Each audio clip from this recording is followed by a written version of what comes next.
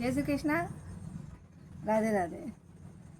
आओ बिना जो श्रावण मास में शुक्ल पक्ष में पड़ने वाली जो पुत्रदा एकादशी है उसकी कथा का बारे में आज आप श्रवण कह रहा। पुत्रदा एकादशी ये एकादशी ने पवित्र एकादशी भी की हो रहा है, क्योंकि श्रावण का महीना में वैसे भी अपनो तन मन भगवान भोलेनाथ की भक्ति में हमेशा पवित्र रहे हैं। तो जो माता पिता ने संतान नहीं है उन्हें संतान प्राप्ति के लिए पुत्रदा एकादशी को व्रत अवश्य ही करना चाहिए। पुत्रदा एकादशी में भगवान विष्णु की माता लक्ष्मी जी को पूजन करना चाहिए। दिन भर ओम नमो भगवते वासुदेवाय को जाप करना चाहिए और मन ने पवित्र रख के भगवान भोलेनाथ में और भगवान विष्णु जी में अपना मन ने लगा के भगवान की भक्ति करनी चाहिए। क्योंकि जब भगवान भोलेनाथ और भगवान विष्णु जी को संगम है तो पुत्र होना में कोई दिक्कत ही नहीं है। जिसके लिए सावन मास में जो आने वाली एकादशी है उन्हें पुत्रदा एकादशी को नाम दिया गया है। तो पुत्रदा एकादशी की कहानी इस प्रकार है कि एक नगर थो, महिष्मती नगर थो। उठे का राजा था महिव्रत। अब वे जो महिव्रत राजा था, महिजीत राजा था, वह का कोई संतान नहीं। अब संतान नहीं होने का कारण देखो, हमेशा आपा एक ही बात कहवा कि कहीं भी आप जावा तो अपना ने अपना धन संपत्ति वैभव की कोई कुछ नहीं पूछे। हमेशा यही पूछे भाई था कि टावर कितना है नहीं। अपना साथे कुछ भी नहीं जाए, बच्चा ही मतलब अपनो धन संपत्ति वैभव रहे। तो महिष्मती जो महिव्रत जो राजा हा वह का ब्याह ने 12 साल हुएगा, पर वह के दो ही राजा रानी के कोई संतान नहीं है। अब धीरे धीरे 12 साल खत्म हो गए, 13वां साल लागो। जब रानी जी भी चिंतित रहने लग गया और राजा जी भी चिंतित रहने लग गया कि अब देखो अपना ब्याह ने इतना साल हुएगा है और अपना कोई संतान नहीं है। अपना नहीं रहना का बाद था जो राजा जी रानी जी की कि था जो पुत्र का तरह बोले था प्रजा को पालन कर रहा है। तो अपना नहीं रहना का बाद ये प्रजा को कहीं हो है कि नहीं, क्योंकि राजा का लिए प्रजा पुत्र का समान रहे हैं। तो बोले अपना थका नहीं रहना का बाद ये प्रजा को कहीं हो, तो अपना किस्मत में संतान क्यों नहीं है ये भी अपना देखना चाहिए। अपना संतान के लिए कोशिश अवश्य ही करनी चाहिए। देखो, इंसान का कर्म प्रधान है। अगर अपना कर्म अच्छा रहे और अब अगर आप अच्छा कर्म करता रहेगा तो जो बांझ है वो घरे भी पुत्र भगवान दे दे है।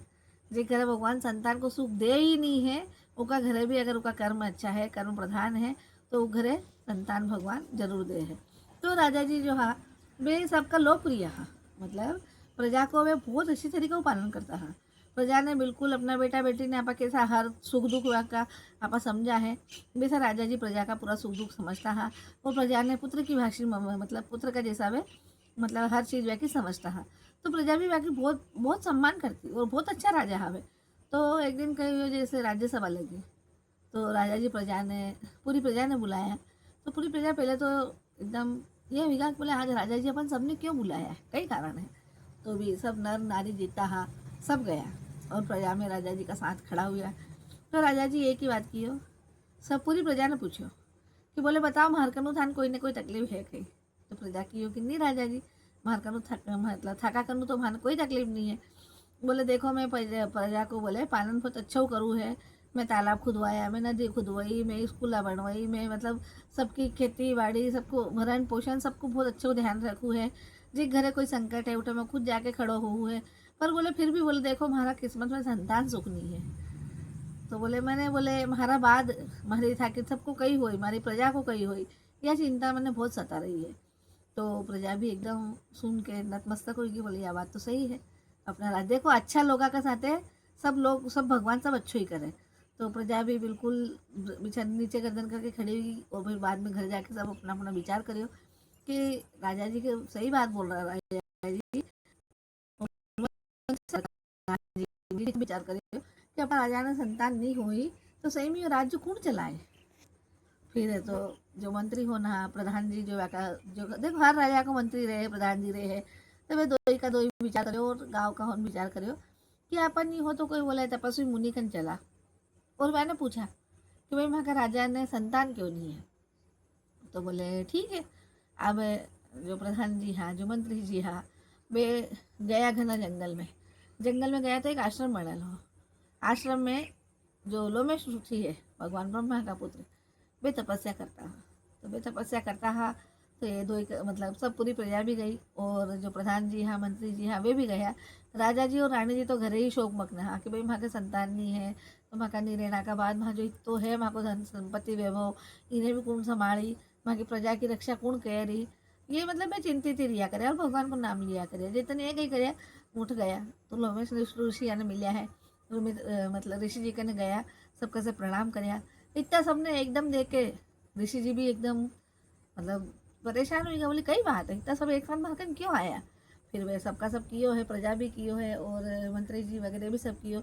बोले गुरु जी मैं एक समस्या लेके आया। बोले क्या ही, तो बोले वहाँ का जो राजा जी है मैंने संतान नहीं है और वहाँ का राजा जी नहीं रहना के बाद वहाँ की प्रजा को पालन कौन करिए, बड़ी चिंता की विषय, चिंता को विषय है। बोले तो जो लोमेश ऋषि है वे महाज्ञानी है, तो वे जैसे ही वे की ज्ञान इंद्रिय जागृत करी है, आंख बंद करके देखा और ज्ञान इंद्रिय जागृत करी है, तो मैंने राजा जी को जो पुराना जन्म को तो जो इतिहास थो वो पूरा एक सामने आएगा।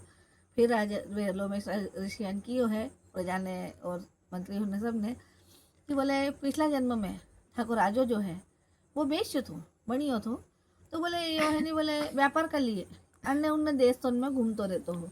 पर कही हुआ कि ज्येष्ठ शुक्ल पक्ष की जो 11 है निर्जला एकादशी, तो उस दिन भी बोले था का राजा जी बोले व्यापार के लिए अन्य उन्य गया हा, पर बोले मतलब वह कि बोले उस दिन कही हो कि व्यापार के लिए जन्ने गया तो ऐसा जंगल में मैं फंस गया हा कि जठे बोले वह कहूँ मतलब वह ना कहीं भोजन पानी मिले ही नहीं, तो उस दिन योग बोले मतलब निर्जला 11 को उपास हो, तो अनचाहे भी थका राजा जी का हाथों निर्जला 11 को उपास हुई को।